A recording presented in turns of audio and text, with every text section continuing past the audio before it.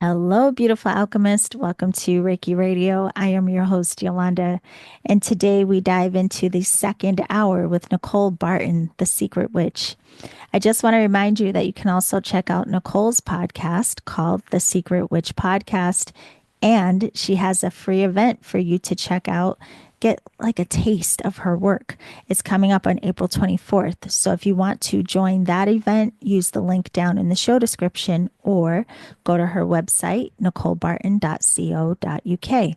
You can also follow Nicole on Instagram at I am Nicole Barton. Now, last time Nicole spoke to us a bit about personal healing, and today we dive more into discovery of your gifts and what it means to embody your gifts. So, Nicole really believes that we're living medicine, us ourselves. We are the living embodiment of the medicine. So, she's going to talk to us about that.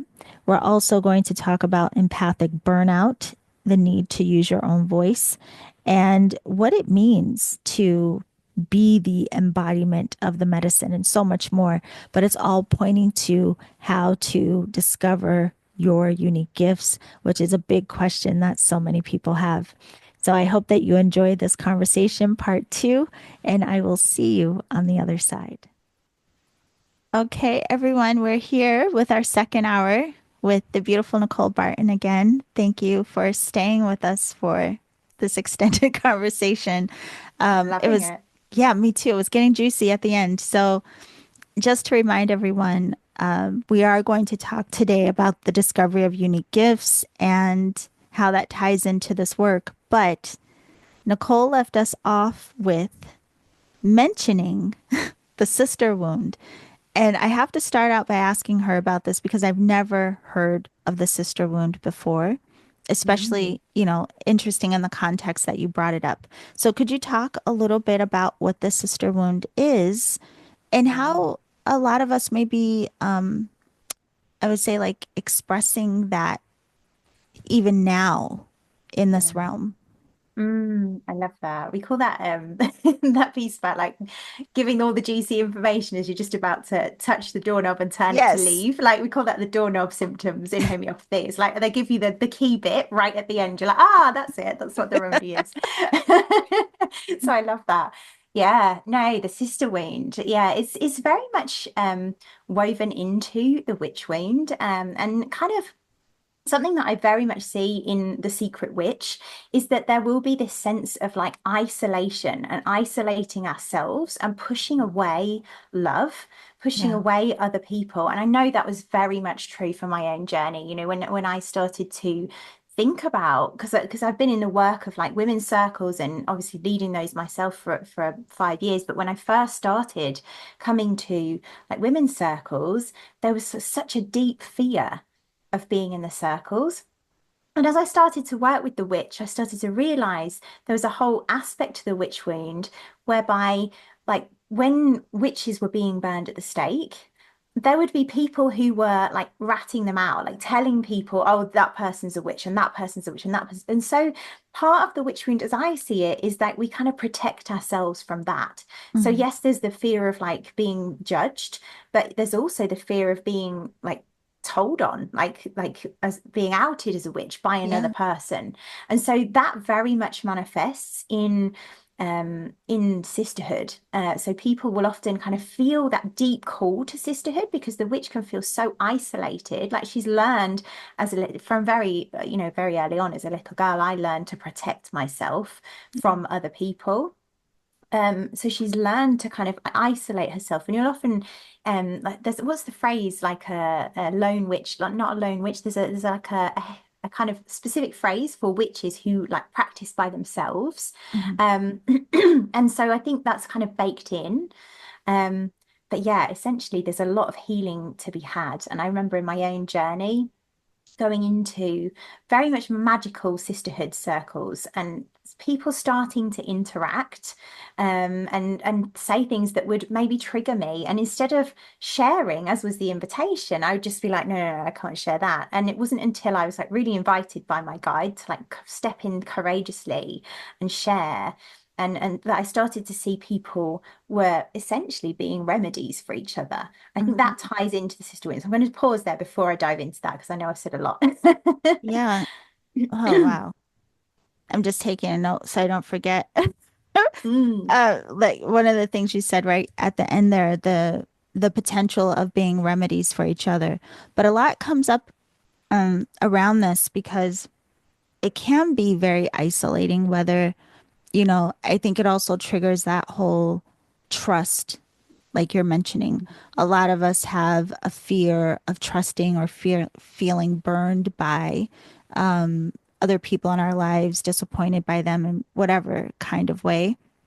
mm, But yeah, I think it also ties into what you said in the very first episode about the sense of belonging being such a highlight in our healing, and even how we'll, like abandon ourselves in a lot of ways just for the sake of feeling connection or a part of, and again, starting to suppress just for the acceptance. yeah. But while you're saying it, it made me think, oh, what can you share about the beauty of sisterhood and why we even have this call, even if there's a wound attached? What is Mm. the part of us that craves that connection and that gift of what you're saying, that we can be remedies for each other? Yeah, I love that. It's like so many threads that I could take this conversation in. I feel like there's like so many places I could go. What came to me as you were speaking was the beauty that I found in Circle, because I was so resistant. I remember being in this one particular feminine reclamation journey that I was in, and I had gone expecting like roses and chocolate and flowers, and it was like all going to be wonderful. And like, I'm going to reclaim my feminine. Yay, this is beautiful. And like just came up against this triggering, and I was like, this was so like my nervous system was fried. I was like, this is ridiculous. But I attended that and moved through it. But like that, what I saw, because I remember saying to them, like, I just feel like you're all outcasting me. I feel abandoned. I feel and the response that came back was like, the love is here for you. Like, which part of you is shutting that out? And that was so profound for me because I hadn't really considered that I was shutting it out. And as I managed to be with that, and that was medicine for me, like I realized that actually no, there's true love and connection here. I'm just terrified to receive it. Yeah. Of course, the feminine being like receptive and open, well, it was my medicine to go and reclaim. Um, but it was terrifying. It was terrifying because I spent my whole life at that point shutting it out. So I guess one of the beautiful things in that was starting to see that I could be safe in sisterhood. And that's very much part of the work that I do, particularly in the groups that I lead in the memberships, the membership creation and all of the courses that I've led so far. Um, there's other obviously gifts of I'm going to pause there. There's other gifts in terms of the people of remedies piece that I want to speak to, but is there anything that comes up before before I do? Yeah, it you just reminded me of in the Reiki retreats that I've had. Interestingly, I mean, I've had some Reiki classes that have had men peppered in throughout the years, but it's common that a lot of the classes, the group will be all women. Mm. And very the most recent two, we have this ending ceremony where there's really this exchange of like really seeing each other and holding space, and the amount of tears. I Mm. mean, just the you could just feel like almost like the hearts erupting from simply just seeing each Mm. other, and you know, but in such a compassionate place and like having such reverence for each other. And Mm. that's what you remind me of, like this desire for so many women to just be like held and acknowledged by each Mm. other, rather than it feeling like competitive, or again, like you're saying, like some kind of fear underneath, or Yeah. there's just so much, I want to say, like rivalry that has been conjured throughout, Yeah. the history for so many different reasons, where women are often pitted against each other in Mm. various ways. And so to now have this be an aspect in these healing environments, in these healing circles, to even just heal that aspect of our experience here just sounds so Mm. powerful. Yeah. For the witch especially, because she's often been outcast for her difference. Yeah. And so to start to be seen, welcomed, loved, I almost look at it as like the first, like, yes, we're here to heal ourselves and learn Mhm. how to love ourselves, but often being in sisterhood and being loved and celebrated and witnessed Yeah. by others is also another doorway into like having some compassion for ourselves. Because if others can reflect that, again, this is leading into like people as mirrors, people as remedies, like when others can hold space for our wounds, and often witches are very nervous about sharing aspects of themselves. But as soon as they do, as soon as they say, this is me, warts and all, this is my witchy darkness, and they're met in that and loved in it, it's like, oh, like I can be loved in that. Like, Yeah. and there's so much healing. And that's kind of like the doorway to beginning to love ourselves and welcome ourselves home. Yeah. That is so beautiful. And I love too, because it almost, I think a lot of what you're saying will give a lot of people the permission to Mm, say, like, oh, I don't have to do this alone. And maybe yeah, if they've been on the verge and playing with the idea of being a part of community, and maybe this will be, something that sparks that yes for them. Because I mm, remember too, when I started in this work, not just the healing circles, but even just classes and of themselves, I was very nervous about. Like you go mm, in very shy, almost like, the first day of kindergarten type of feeling. And yeah, so, yeah, I think in this realm, there are so many opportunities for that vulnerability, and that'll mm, often hold people back. So, yeah. could you share a little bit more about that? Holding the mirror for each other, possibly being remedies for each other. Did you have that experience? Is there something that stands out that you experienced in that you can share? Yeah, yeah, definitely. There's another story about when I went to Bali, and I don't know that this necessarily answers that, but it speaks to the piece about not being seen. So I'll just Yeah, tell that very quickly.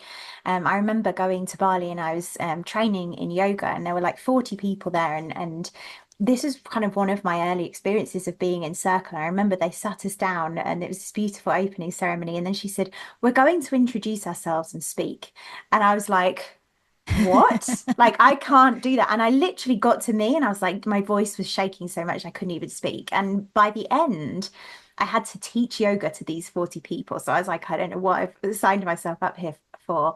But I remember like sobbing and just being like, I can't do this. And in the end, I managed to do it and I taught yoga. And all of them just rushed up to me and they were like, this is your gift. This is so amazing. And it yeah, was like, oh my God, I've been seen. And it was like the first time in my life that I had been seen. And yeah, I realized in that moment, like, oh, it's not that you haven't been heard for your life, it's that you haven't spoken because I mm, literally just hadn't used my voice. Um, so that also often comes up as a gorgeous memory in terms of like sisterhood and there were, it wasn't just sisters in that, but yes, that was another like beauty of being in that like and being seen. But to go to the people holding the mirror. One of the things that I have seen, and this again ties into the principle of like yours like, is that, and I started to see it through my own journey mostly because I realized, and I think I've spoken a little bit to this already, but like for me, the witch as an archetype is a map to archetypal phosphorus as a homeopathic slash archetypal remedy. yeah, And so phosphorus is that kind of big-eyed as a child, very curious, like very open, very sensitive to all the things, like very like just wants to explore the world and she's bubbly and like shiny and radiant, but then she gets layered over and is burned out and exhausted and because she's so sensitive and just like yeah, so that's who phosphorus is. But also in her gold, she's the light bearer. She's here yeah, to shine a torch for others and help them to heal. Because she's also often a healer. And so I started to notice that for my own journey, that as I was kind of like being the witch in essence, like because I embodied the witch more and more because I was in the discovery phase of like, okay, I'm a witch. This is interesting. How do I begin to embody her for myself? Like, how do Right. I reclaim my power, my magic, my truth? And I was working on embodying those things, and the remedies really that I see were taking place in that was archetypal aurum, which is gold, which represents power, archetypal she wolf, which is representing our wildness, our truth, our authenticity, and archetypal Luna, which is very much a symbol of magic and mystery. So those were kind of apothecary remedies that I was journeying with as well as the witch.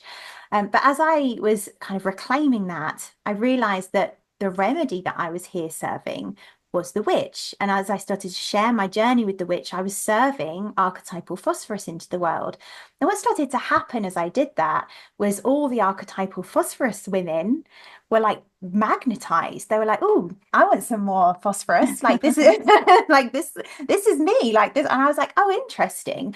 Like cures like. Like I'm phosphorus, and these women who are resonating with my story as are archetypal phosphorus, and they're kind of coming forward like out the closet, literally out the witch closet, being like, I'm a witch too. Like, how do I heal this?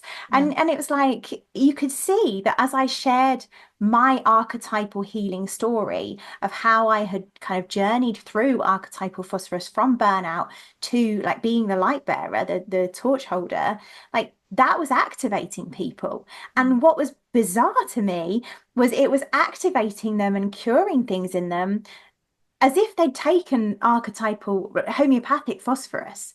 Wow. And I was like, wow, like this is incredible. And this was before archetypal apothecary was a thing because I was just, this is what kind of had awoken the archetypal apothecary idea and concept. And then I started to see how this worked.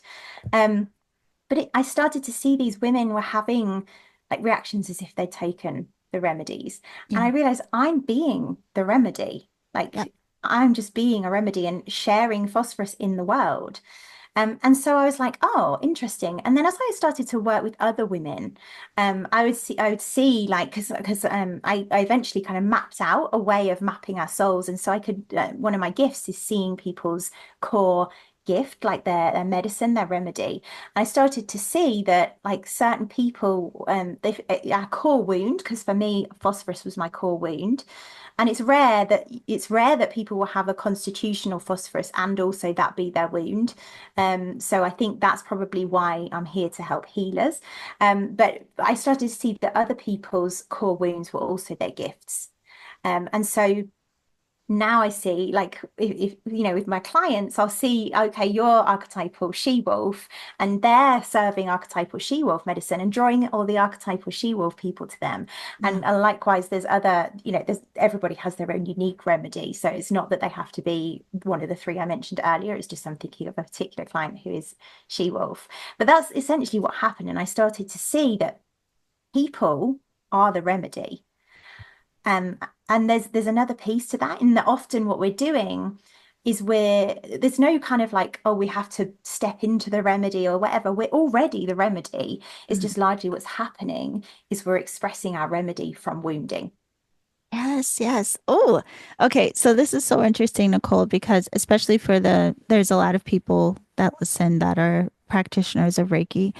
And through the system, there's a lot of pointing to how in doing our healing work, we expose more of what we would call the great bright light, but is Mm, essentially like that intelligence that we call Reiki.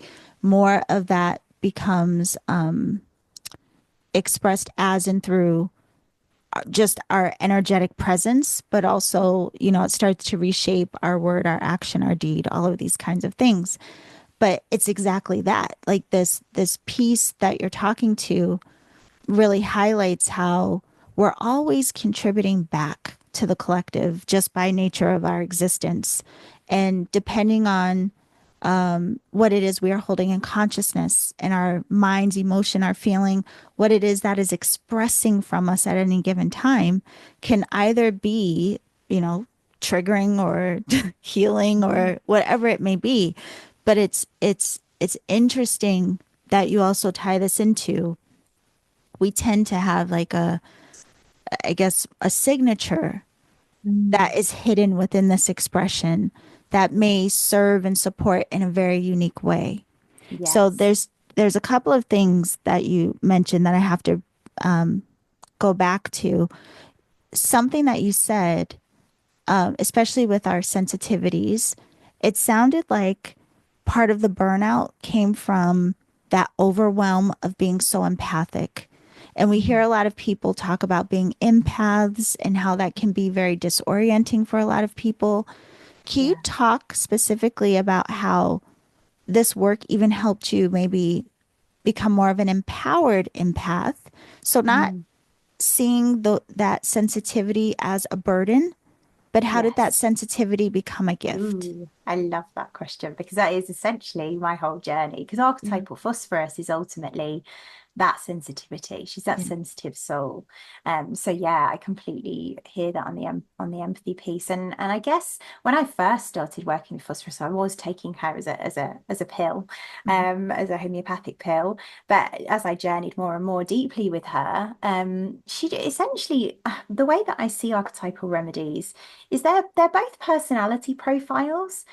So I would see, I work with phosphorus in seeing, okay, phosphorus, it tends to be sensitive. Like, where do I tend to be sensitive? And mhm, like, how do I work with that? Like, do I just see it as a negative thing and like bulldoze all my boundaries and not put any in? Or do I see, okay, sensitivity could be a gift in that it also allows me to access other worlds if I treat it with respect and guard it and honor my boundaries. So yeah, there's like a personality profiling tool to these archetypal remedies that helps us look in the mirror, like literally, like through working with them. But they're also like spirit guides in many ways. And so as I started to work with her in that way, I would call on her and be like, okay, I call in archetypal phosphorus to show me like something around this pattern. Like, and so I would also receive like dream guidance and symbols and like little nudges and downloads and things that would help me make sense of that particular pattern as well. yeah, And so I started to see that my whole life I had grown up shaming being sensitive, shaming being emotional, shaming, not being able to cope with the busy, mundane world like everybody else did. Like I just didn't fit into the mainstream way of being. Like I was yeah. exhausted by it. And seeing, okay, well, maybe I need more boundaries than other people. Yes. Yeah, yeah. Wow. It's interesting because you're reminding me of two the different levels of consciousness and intelligence that we can work with that I think a lot of people don't recognize, especially because you keep speaking to the archetypal directions or energies that we Mhm. can work with. And it reminds me of this is why, throughout the year, like every month, I will highlight whatever sign, astrologically Mm, speaking, is prominent of like what we can learn, like what is our medicine from the characteristics, the traits, the energies of each of the signs. And yeah. it's interesting that we have so many different, let's say, like connections that we Mhm. can really pull in to highlight again what is most resonant for us. So, Mm, in this discovery of gifts, I know a lot of people are going to be so curious about that. Do you find in working with people that it points to what you were talking about? Like, do people tend to find their gift in the wound? Is it mm. usually something that is opposing the wound? Like, what is that relationship between gift and wound? Yeah, I had a very direct kind of experience with that, and it is very much something that I have seen as a pattern is that deepest wound, like AKA the one wound that kind of tends to keep coming back through life. So we talked Yeah, about like spiraling through different layers. There's usually one that is particularly prominent that will keep coming back, keep coming back, and keep coming back. yeah, That we're kind of, I believe, our soul kind of came to journey with in this lifetime.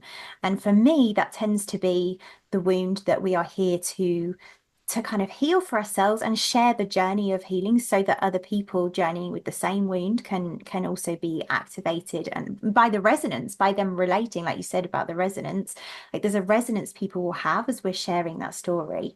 And so for me, I call it in the soul map, I call it our soul remedy. Like there's usually one core remedy that kind of is that remedy that we're here for. And in many ways, that becomes our niche. Like we Yeah, often, if we look through a very mundane marketing lens, we're often like healers will often come in and think, oh, well, this are my tools that people want. And like they'll say, oh, I've learned sound healing, I've learned this and I've learned that. And it's like, yes, that's wonderful. That's right. amazing. Like that's brilliant as like bringing in as part of what you do.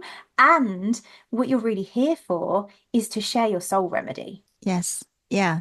I love that you say it because I always tell people, like, yeah, yeah, yeah, your toolbox is great, but who Mm, are you really speaking to and what is yeah, your work really about?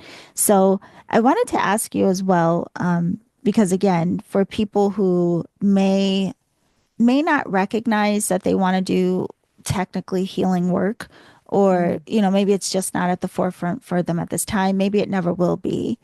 yeah, Do you find that even when people start to discover whatever that core gift is, mm, that it can be used just in like daily life? Do people tend to yeah, use whatever this is in what we would consider the normal day-to-day yeah. interactions?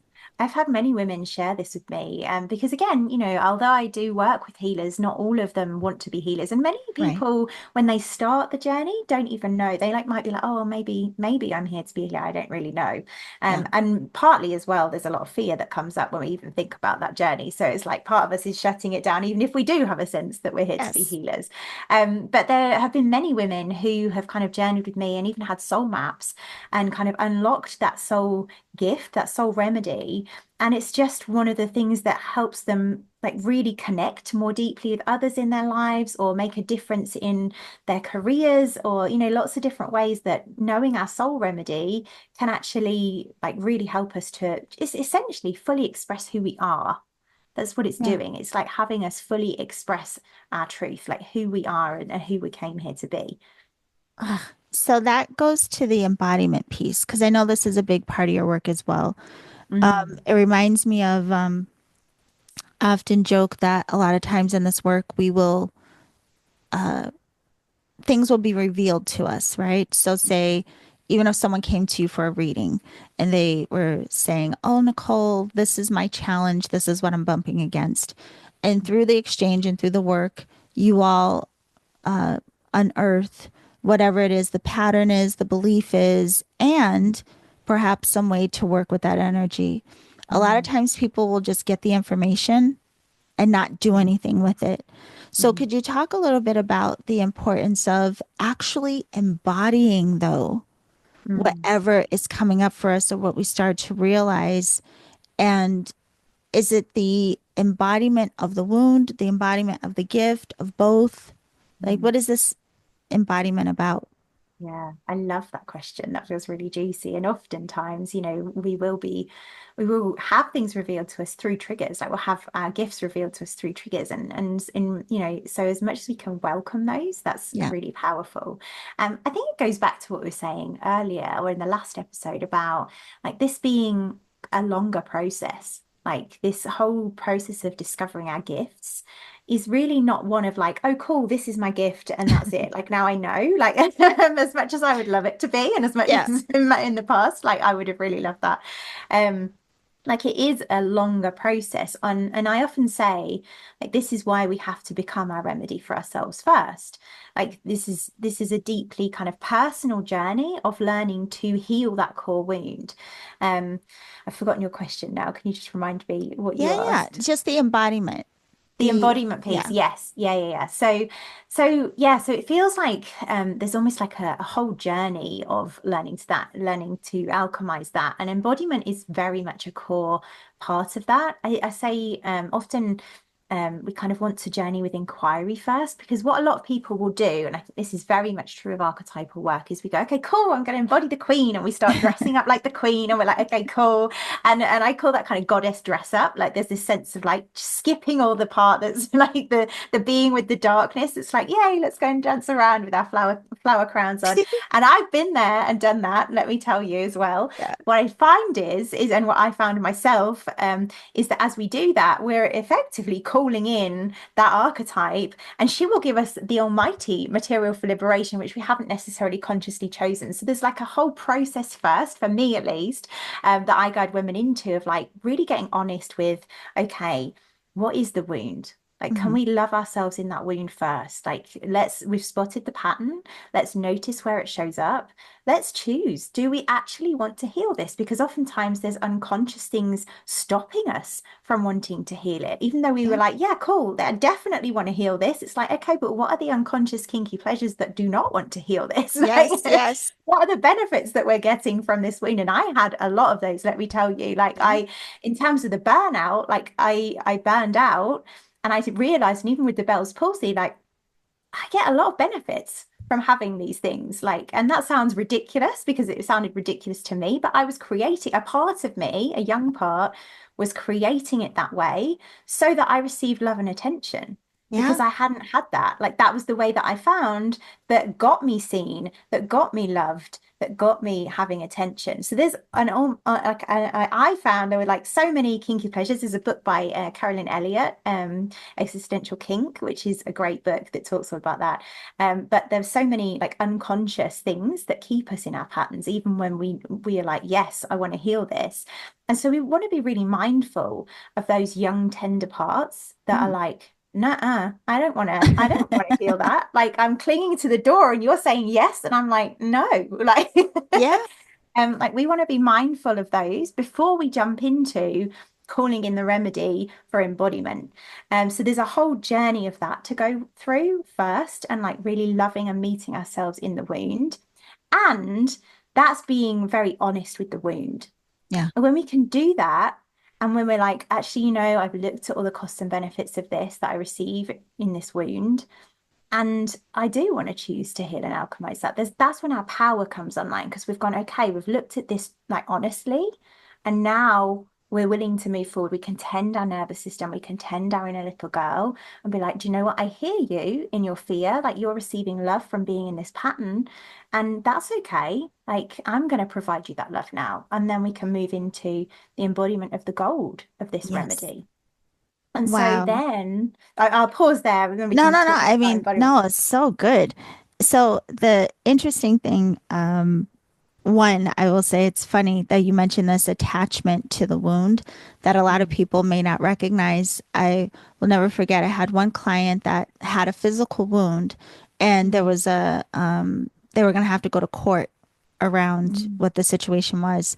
And what came up energetically was this attachment to not wanting to heal it until they mm. felt seen and Yeah. validated in court.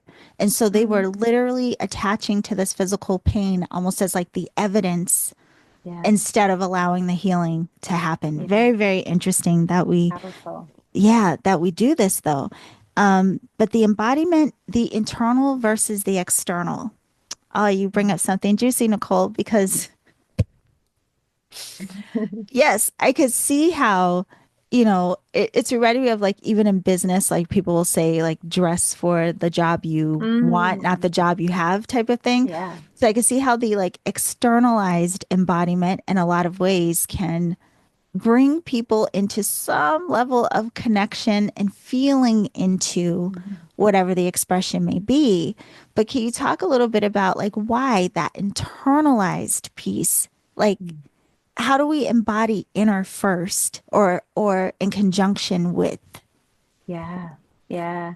Well, it's just so vital. It's like again, remedies take us back to the place where we can decide again. It's like they bring us to a place of choice. Hmm. And like we can dress up as the goddess all we want, but unless we've chosen to enter her initiation and Yeah, reclaim her gold, like it's likely we're not going to fully choose it. Like right. it's bringing us to that place of choice, and not only that, but allowing our inner child who's resisting that choice to feel safe. Yeah. Yeah. It's interesting too. I have to ask you this.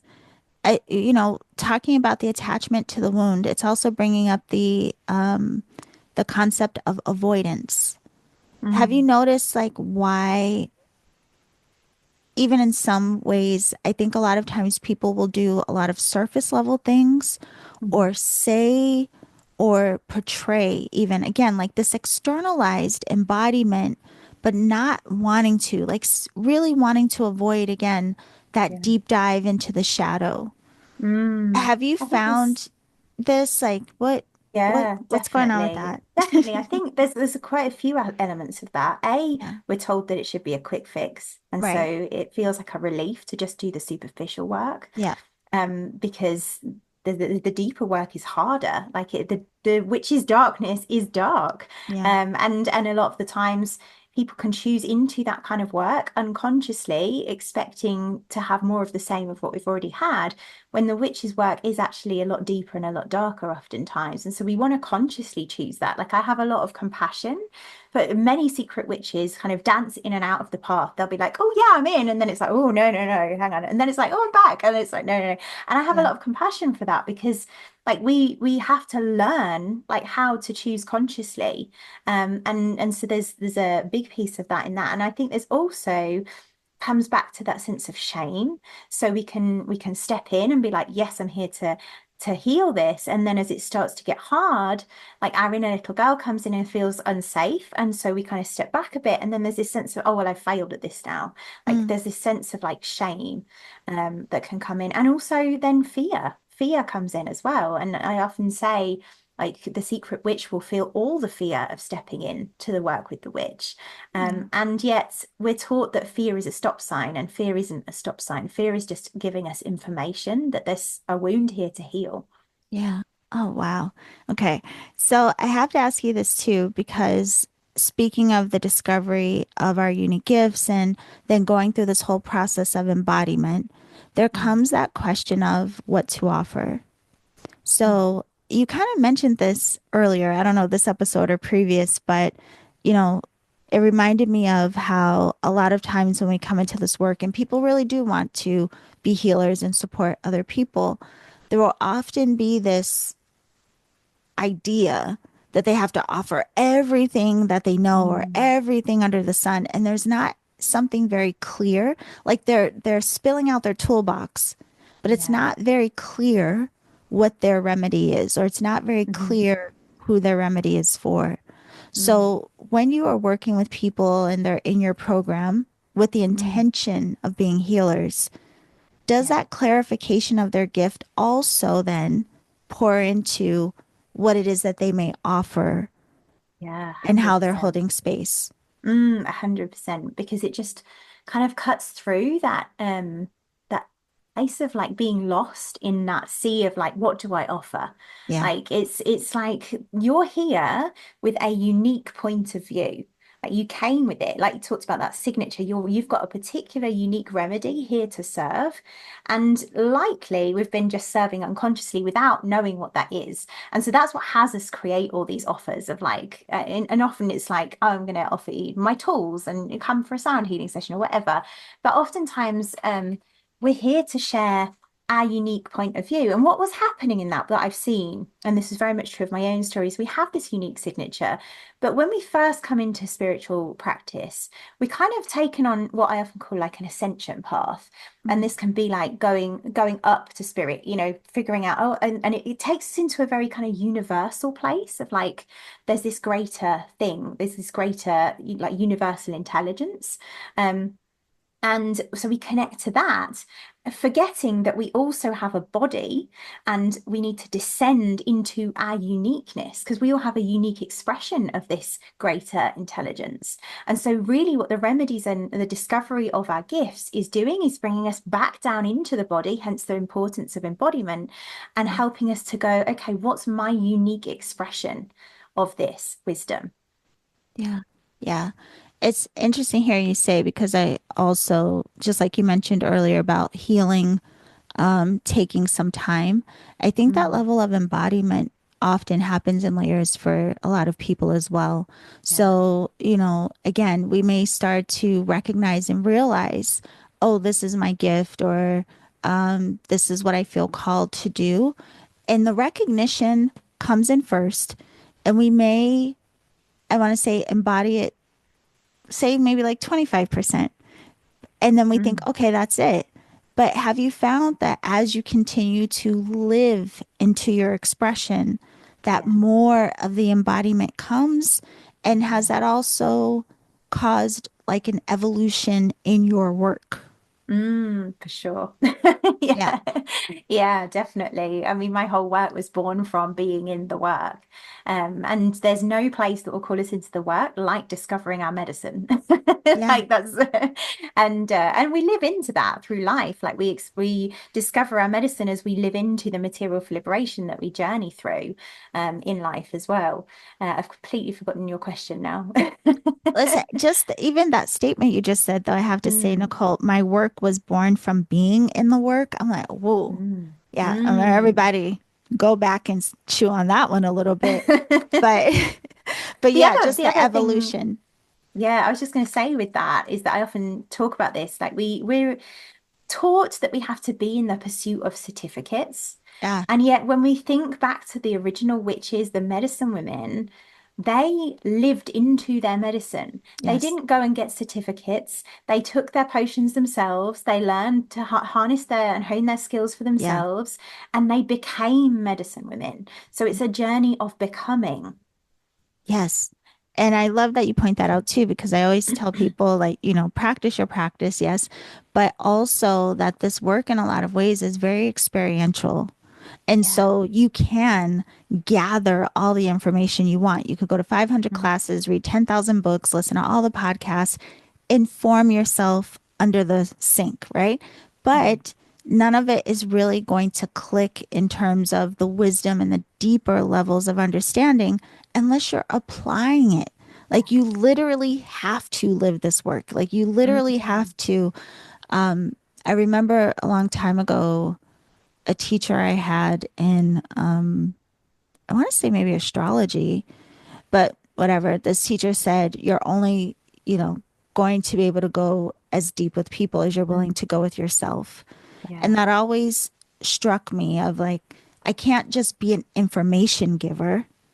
If I'm Mm, actually going to support people, I have yeah. to be willing to experiment on myself to Yes. really not just embody this, but to really, really understand it. Yeah. There's a couple of things that come up for me there. The first thing was like the reason we're not applying it is because of the witch wound, Mm, largely, normally, so power magic or truth wounding, yeah. which is why I kind of do that work with the secret witch. But also the other thing that comes to mind is that I always say, and I think is very important because I think people can kind of pedestalize teachers.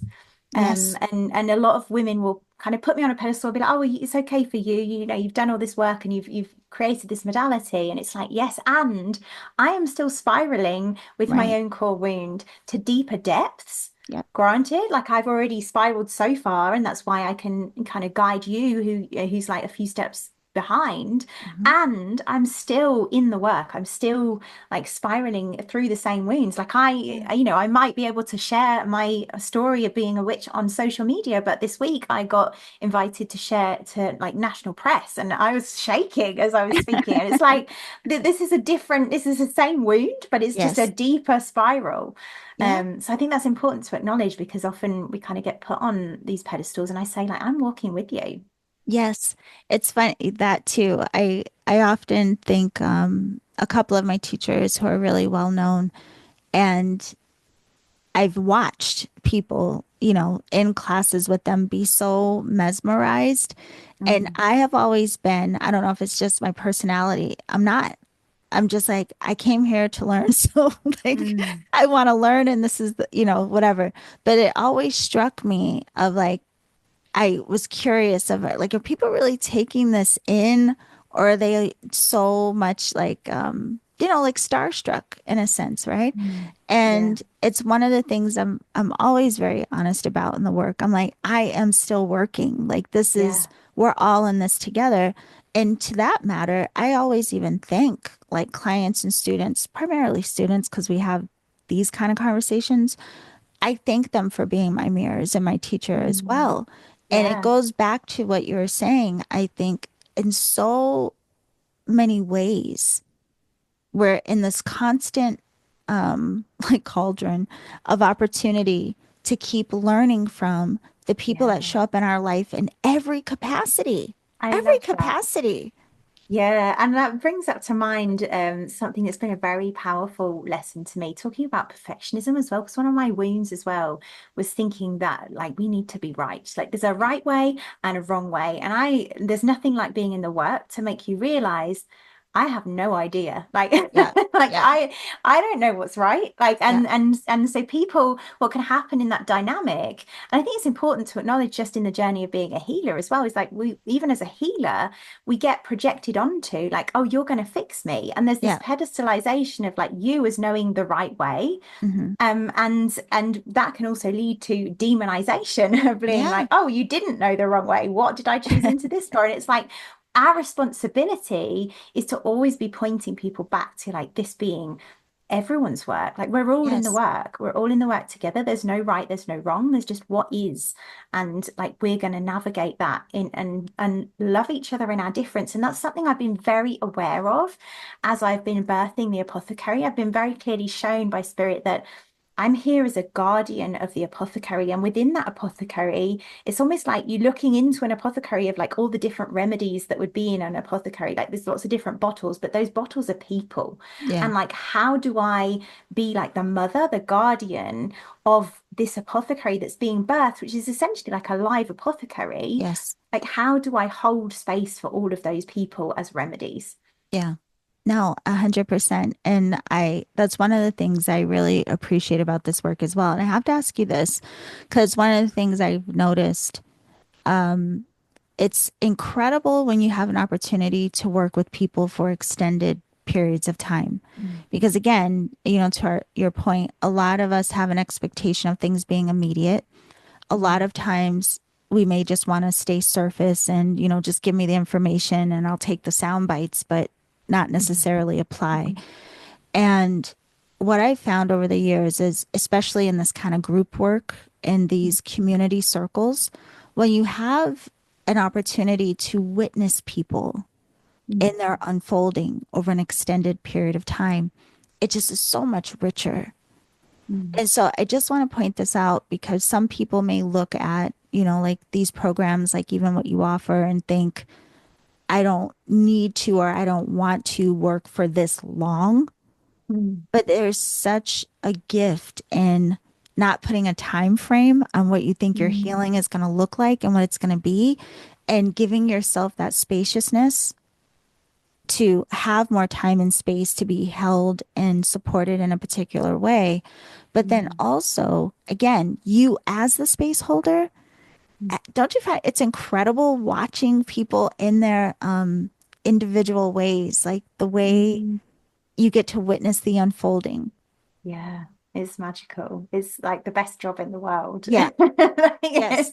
I feel like it's such a privilege to, yeah, that guardian of the apothecary piece, just like it just feels so magical. It just came to me, I think it was last week actually. I was like, oh yeah, this is really like interesting. I'm being called to take responsibility and step Yeah. into that role as I birth it. And yeah, and just and that's what I always say, like I love what you said about like not having a time frame. And really the invitation is that I see that I offer is helping people learn how to be in that process of healing Yeah. themselves. And I think that's the role of a healer is Yes. like helping people know how to heal themselves. Yep. And it is a process. Oh my goodness, is it? Mm, But it's so much too. I have to ask you about this in the discovery of yourself and through the layers of your own healing. Oftentimes in these conversations we talk about like there is the aspect of shadow and there is the aspect of, needing to have some level of resilience and support and blah blah blah. However, there's some incredible aha moments and breakthroughs that happen in this work as well. So, just mm. curious, Nicole, have you had any? Oh, I'm sure you have, but can you think of like a particular, maybe like breakthrough or aha moment that really was just like, whoa, this is unbelievable? Like what you discovered about yourself or just something that started to crack open for you? Oh, there are so many that Yeah. I can't even think. Hmm. Let me feel into that. I think one that comes up commonly for people is just the very basic, like, oh, I can claim space for my witch, and that's okay. Yeah. Like, that's quite a big one because, again, we're taught so often to shame, like taking space for ourselves. But when we add in the layer of like magic, being like, Yeah. okay, I'm going to take space for being a witch, like, there's a whole other layer of like judgment of being crazy that comes up for Yes. people. It's like, now we're not just taking time for ourselves to be in self-care. Now we're adding in the layer of like, I'm going to be a witch. Right. And so watching people, I guess, with the witch particularly, like see that actually that's okay. Like that's safe. That isn't, we're not going to get burned at the stake for that anymore. Like that Yeah. is safe to do that. Trying to think if there's a personal one that ties into that for me and I tell you one of the aha moments I think was around power, um but also the piece about being crazy. I'm kind of drawn back to like my birth story, Hmm. where I was essentially like I had been like a homeopath and studied all the things, and still somehow I ended up having this really traumatic birth. And I was just so at the time, even though I'd studied all of these things, I just wasn't embedded in my power, like I wasn't Yeah. embodied in my power. And so I ended up with an epidural and episiotomy, and like was really, really ill, and just like and then my daughter got put into this hot box, and it was like the hottest day of the year, and her temperature spiked, and they wanted to then give her antibiotics. Well, to me that's like, I'm not anti-medicine where it's needed, but Yeah. I am a homeopath and my medicine is natural, and that's my everyday medicine. And I was like, my daughter's literally just been born, you are not pumping her with antibiotics. Yeah. And so I said no. And they essentially said, well, we're going, that's not okay. Like, you're an irresponsible mother. And I was a new mum. I'd just literally given birth, with a very traumatic birth, with a whole other load of trauma that had happened in that. Yeah, all sorts of things. And and I honored that no, but this the whole thing, I ended up quite hysterical because it was also COVID and they tried to throw my partner out, Oh, and there was a whole, wow. and so that was the first time I really like stepped into like, no, like this is not okay. Yeah. And I think that kind of freed up this sense of like, actually, I am quite wild. I do have power, and I can actually express my truth. And that was like a real personal moment of like, hmm, okay. Yeah. Yeah. Because I remember I'd been on a podcast a year or so before that, not a podcast, sorry, on radio, and it was Badass Women's Hour. And I remember going on it at the time, and I was teaching like universal laws and more at that time, like the more universal things, and hadn't been on that embodiment journey. And I remember thinking, I'm not a badass. Like, why am I on Badass Women's Hour? And then when I gave birth, I was like, no, I am a badass. Yeah. Yeah. I'm a badass witch. Yes. It's Yeah, something that like the most unexpected that bring these breakthroughs that yeah, again tie into that embodiment piece though, because you could have that moment and feel it in the moment and then not yeah. step into and like own and claim that. And so Mm, it brings back to at the beginning of the conversation, you were talking about, the need to use and own even our voice.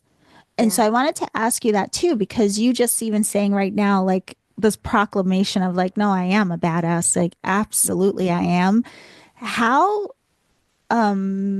beneficial have you found it to be or not for people to not just use their voice and that they can freely speak to who they are in the Mhm. embodiment, but also making those claims for ourselves? Like, how important is it to like speak our truth Mm. in conjunction with however else it's being expressed?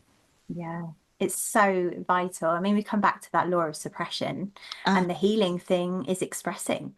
yeah, So, my whole thing, when we talk about the witch wound is literally directly having us suppress ourselves. And so, for me, like speaking, using our voice, expressing who we are, even discovering our remedy and learning to embody that. And I believe embodiment comes before expression. So again, when we're in that kind of journey of like we've been with the wound, we step into embodiment. We are embodying the gold when we're in the work of the embodiment, the gold of the remedy that we're working with. And then we move into learning how to express that into the world. And I often see the steps of becoming a healer or even just expressing who we are or authentic selves is like healing, discovering, expressing. And expressing for me is like the kind of the icing on the cake. It's like when we really are in the healing, is like Yeah. we've cultivated the safety to be in expression. But if we don't express, then it's just staying in. And that's like almost like reversing the order of the direction of cure. Hmm. So it's suppressing. A physical example of that is often seen in things like we can see how this works in terms of the law of suppression. Is when many people have eczema as a child, will have eczema, and typically what the mainstream medical view will, what medical world will do is they'll give you what's it called? Like the cream, the steroid cream. They'll give you Yeah. steroid cream. Now, what that does in terms of the law of direction of cure, which is Herring's law, is that will push disease inwards. And so, very you often see what happens is it works from like in a surface layer organs in inwards direction of the direction of cure works from the central organs out to the surface organs. So when we're talking about eczema, it's reversing, it's suppressing. So it goes from skin and tends to be then that people develop asthma. So Mm. what happens, and that's quite a common pattern. So what happens when you give someone a remedy for the asthma is it will reverse. The asthma will go and they'll get eczema. And then you need to find the remedy for the eczema because that was what happened. That was where the suppression was in the first place. And it's the same like with our mental emotional state, like the expression is essentially helping that direction of cure. Yeah. Wow. Ah, the layers of it all. I mean, no wonder healing takes some time. It's right? Because it is. I just want to say, it's an ongoing process of discovery. It's not necessarily, that we just discover this one thing and then all of a sudden, okay, now Yeah. one and done. It seems Mhm. to be that there are layers to the discovery. And even if there Yeah. is like one core gift and something that is primary, there's Mm. often these other elements that are, supporters of that we Mhm. continue to discover along the way. So, Yeah. speaking of all of this, I know that you have an event coming up on April 24th. Could you speak a little bit about who that's for and Yeah. what we can I would expect love there? to. I would love to. Obviously, it's for the secret witch, Mhm. who's any woman really who is drawn to her magic to heal herself, and maybe even to heal others. Often there's that sense of like, oh, maybe I'm here to be a healer, but terrified of that prospect. Yes. And really, it's going to be an initiation into our witch, like and a gentle one, just to share, because I know that fear of the witch can come up as anyone who's called to the witch likely has some fear about the witch as well, Yeah. and some resistance because that's like cures like. So there's going to be natural resistance. But yeah, it's for the woman who wants to learn how to maybe heal herself, and maybe discover her gifts and become a healer. Incredible. And so, of course, everyone can learn more on your website, nicolebarton.co.uk, and follow you on Instagram at I am Nicole Barton. The links for everything are down in the show description. And I also want to remind everyone that you have an incredible podcast called The Secret Witch Podcast, which we can listen to on all streaming platforms. And yeah, I can't thank you enough for this second hour. And just to let you all know, we will be back on Friday with Nicole, and we're going to talk about expression, getting your gifts out to the world. She's going to talk to us a bit about soul mapping. Ooh. So we'll see what that's about. Thank you for this piece of the conversation, Nicole. Thank you so Thank you much. so much. Yes, and we'll see you all Friday.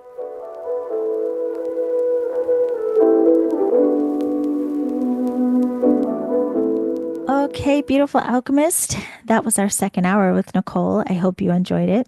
Don't forget that she has an upcoming event where you can have a taste of her work. That is taking place on April 24th. Be sure to register. The link is down in the show description. Also, if you want to learn more about Nicole's work in general, visit her website, nicolebarton.co.uk, or follow her on Instagram at I am Nicole Barton.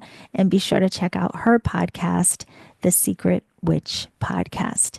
Now, if you want to learn more about my work, be sure to go to theenergeticalchemist.com and also join me on Instagram at Reiki Radio. I am so thankful for these discussions, these extended conversations that we're having, and I would love to hear from you. But if you have any questions for any of the guests, be sure to reach out to them as well. They're all lovely and very responsive. Now, we're not done with Nicole. We have one more hour with her, which we will dive into on Friday. So be sure to come back on Friday to listen to part 3. And if you are enjoying these conversations on Reiki Radio, please share with your community. I really appreciate it. It helps us to grow, it helps us to be found by other seekers and practitioners. And it's free. So I really appreciate you taking the time to share and leaving a 5-star review wherever you're tuning in on the podcast. I will see you all very soon. Remember to always journey in love.